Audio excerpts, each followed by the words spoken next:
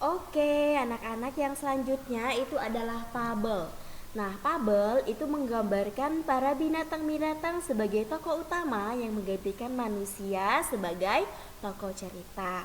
Nah, jadi di dalam sebuah fabel, ya, tokoh seorang atau tokoh manusia itu bisa digantikan, ya, atau menggambarkan para binatang-binatang sebagai tokoh utama yang menggantikan manusia.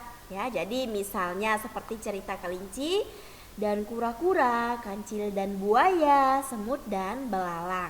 Nah, jadi ini cerita fabel, ya. Jadi cerita ini menggambarkan para binatang-binatang sebagai tokoh utama yang menggantikan manusia dalam tokoh sebuah cerita, ya. Kemudian ada yang disebut dengan legenda. Nah, legenda ini adalah cerita fiksi tentang masa lalu yang memiliki gambaran akan orang-orang yang sakti, tapi tidak dianggap suci seperti mitos, ya. Jadi itu perbedaannya, ya. Kita lihat lagi yang selanjutnya. Nah, yang selanjutnya itu adalah saga. Nah, saga itu maksudnya cerita rakyat yang secara khusus menceritakan tentang kepahlawanan para orang-orang di masa lalu yang terus dikenang sampai masa sekarang. Contohnya itu adalah cerita atau film Si Pitung, ya. Ini adalah cerita zaman dahulu dan sampai sekarang itu masih dikenang, ya. Bagaimana perjuangannya, ya. Bagaimana dia bisa menjadi pahlawan menyelamatkan orang-orang. Nah, itu nanti anak-anak kalau kalian penasaran atau mungkin dari kalian itu ada yang belum pernah menonton cerita Si Pitung, itu boleh cari di YouTube, ya. Kalian boleh cari. Itu kalian bisa tonton bagaimana jalan ceritanya. Kemudian yang keenam itu adalah cerpen. Nah, cerpen itu cerita fiksi yang bisa dibaca dalam waktu singkat dalam sekali duduk, ya. Jadi sekali duduk saja kalian sudah bisa sudah bisa membaca cerita fiksi, ya, cerita fiksi cerpen. Nah, cerpen ini adalah cerita pendek, ya, makanya dibilang, ya, dia bisa dibaca dalam waktu yang singkat dalam satu kali duduk karena dia hanya cerita pendek, bukan cerita yang panjang, ya. Biasanya hanya memiliki sebanyak 1 atau 2 halaman saja, ya, tidak sampai 5 atau 10 halaman, ya. Nah, ini yang disebut dengan cerita pendek atau cerpen. Nah, contohnya itu adalah cerpen majalah Bobo. Nah, kalian bisa cari tuh, ada tidak cerpen majalah Bobo, ya. Kalian bisa lihat, ya, kalian bisa praktekkan. Kalian sekali duduk, ya, apakah cerita tersebut sudah selesai kalian baca atau belum, ya. Kalian bisa praktekkan nanti di rumah. Nah, kemudian yang selanjutnya itu adalah novel. Nah, novel itu cerita yang memiliki penokohan karakter yang kompleks. Nah, urutan bab yang cukup panjang dan cerita yang kompleks, maksudnya terurut, ya, cerita yang lengkap. Karena panjangnya yang bisa dibagi ke dalam beberapa bab, misalnya bab 1, 2, 3, 4, 5 dan seterusnya. Nah, contohnya itu seperti Harry Potter, kemudian Laskar Pelangi, kemudian Bumi Manusia. Nah, Harry Potter itu banyak bukunya, ya, Laskar Pelangi juga, Bumi Manusia juga. Nah, bahkan Harry Potter dan Laskar Pelangi itu sudah ada filmnya, ya, sampai difilmkan. Nah, kalian bisa cari tuh filmnya, ceritanya itu banyak di internet, ya, di YouTube kalian bisa cari, silahkan kalau kalian penasaran dengan ceritanya, ya. Nah, itu adalah cerita atau jenis-jenis teks fiksi, ya. Nah, kemudian ada unsur intrinsiknya, ya. Jadi sebuah teks fiksi dia ada unsur intrinsik. Yang pertama itu ada tema. Nah, tema itu maksudnya gagasan atau ide dasar cerita. Kemudian yang kedua itu tokoh. Nah, tokoh itu adalah pelaku dalam cerita. Yang ketiga penokohan, itu karakter atau sifat tokoh. Yang keempat alur atau urutan kejadian suatu cerita, ya, dari pertama sampai terakhir, itu yang disebut dengan alur.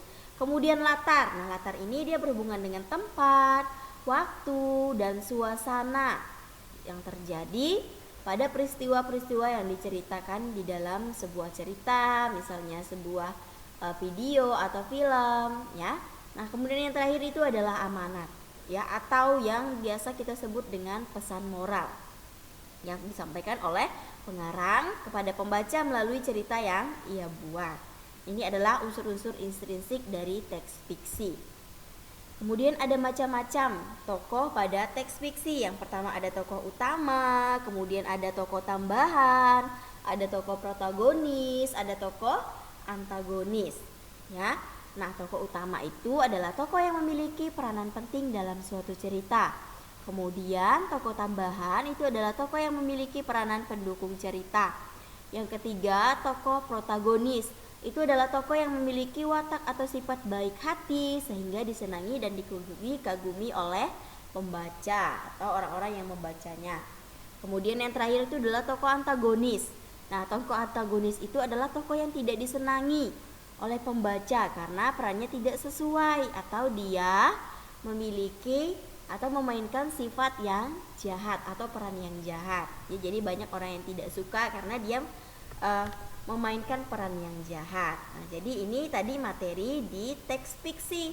Nah, kemudian pembelajaran yang kedua itu adalah pembelajaran IPA, ya, itu tentang gaya dan gerak benda. Nah, kalian bisa buka lagi ya di buku LKS-nya, itu ada di halaman berapa? Halaman 6. Ya. Tuh, tentang gaya dan gerak benda. Nah, coba anak-anak perhatikan gambar berikut ini. Ya, perhatikan tangan Dayu ketika menarik dan mendorong ayunan yang dinaiki oleh Udin. Nah, ini Dayu, ini Udin, ya. Nah, di sini Dayu memberikan gaya pada ayunan agar dapat bergerak. Jadi supaya Udin ini tadi bisa bergerak di atas ayunan, maka Dayu akan menarik, kemudian mendorong ayunannya, ya, memegang pada tali, kemudian didorong ke depan, maka Udin akan bergerak, ya, di atas ayunan tersebut, bisa maju, mundur, ya. Nah, itu kalian perhatikan atau kalian bisa praktekkan di rumah, ya. Kalau kalian punya ayunan, kalian bisa praktekkan, ya. Kalian minta dorong kakak atau abang kalian atau adik kalian, ya. Nah, di situ akan terlihat bahwa ada sesuatu yang bergerak, ya. Oke. Nah, di sini, ya, di buku kalian itu ada pengertian gaya, ya. Gaya dapat diartikan sebagai dorongan atau tarikan. Nah, banyak sekali contoh kegiatan yang dapat kita jumpai dalam kehidupan sehari-hari yang berguna atau berhubungan dengan tarikan atau dorongan. Nah, contohnya seperti ini tadi, ya. Kalian bisa praktekkan di rumah, ya. Gerakan-gerakan apa saja yang menimbulkan suatu gerakan dan dorongan atau sebuah tarikan. Nah, kalian bisa praktekkan di rumah, ya. Oke, anak-anak, ibu minta maaf ya, mungkin suara ibu agak sedikit berbeda, soalnya ibu masih pilek, ya. Lagi tidak enak badan juga, ya. Jadi zaman sekarang, ya, nah itu banyak sekali yang sakit, ya. Jadi kita harus selalu menjaga kesehatan dan mematuhi protokol kesehatan yang sudah ada, ya, agar kita tidak sakit. Kalau misalnya kalian merasa tidak enak badan, ya, tolong beritahu orang tuanya dan minum obat. Oke, yang selanjutnya. Nah, yang selanjutnya itu adalah gaya gerak, ya, gaya dan gerak. Nah, seperti yang sudah ibu jelaskan tadi di buku LKS-nya, bahwa gaya itu adalah dorongan atau tarikan yang dapat menyebabkan benda bergerak atau berubah bentuk. Nah, seperti yang sudah kita lihat tadi, ya, pada gambar Dayu dan Udin, di mana di situ Dayu mendorong, ya, sebuah ayunan di mana di atasnya itu ada Udin. Nah, ketika Dayu menarik ayunan itu ke belakang, kemudian melepaskannya ke depan, maka akan terjadi suatu gerakan.